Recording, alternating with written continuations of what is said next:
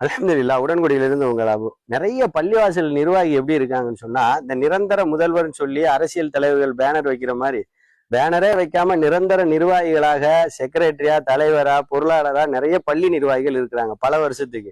சரி, சமுதாயத்துடைய வளர்ச்சியை விரும்பக்கூடிய சில மக்கள், பொதுமக்கள் என்ன பண்ணுவாங்கன்னா, பள்ளிவாசல திடீர்னு சரி நிர்வாகத்தை ஒரு மாற்றத்துக்கு கொண்டு வருவோம், பள்ளியை ஒரு வளர்ச்சிக்கு கொண்டு வருவோம், ஏழைகளுக்கு உதவும் அப்படின்னு நினைக்கும் போது பள்ளியில கணக்கு கேட்பாங்க, நிர்வாகத்தை மாத்துறதுக்கு ஒரு முயற்சி எடுப்பாங்க. அப்படி கணக்கு கேட்க சொல்ல 10 வருஷம் நிர்வாகியா இருக்கிறவர் 10 நோட்டை கொண்டு வந்து போட்டு, நான் கணக்கு பார்த்துட்டோமா, கணக்கு சரியா இருக்கு, நீங்க பாத்துக்கிடுங்க, ஒரு கைப்பிடி மண் அள்ளி கையில கொடுத்துட்டு 1 லட்சம் மண் இருக்கு, நான் எண்ணிட்டேன், நீங்க எண்ணுங்கன்னு சொல்ற மாதிரி இருக்கும்.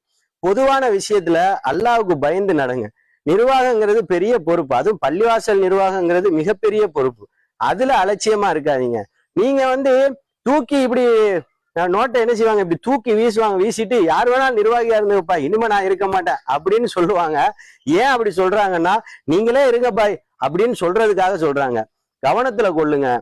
ஒரு குறிப்பிட்ட வருஷம் தான் பள்ளியில நிர்வாகியா இருக்கணும், அதுக்கு மேல இருக்கக்கூடாது, நிர்வாகத்தை மாத்தணும். அப்படி இல்லைன்னு சொன்னா அது பொருளாதார மோசடிக்கு நம்மளை என்ன செஞ்சிரும், தள்ளிரும். இறைவன் பாதுகாக்கணும். எந்த நல்ல காரியத்தையும் அல்லாஹ்வுக்கு பயந்து செய்யற மக்களா இருங்க.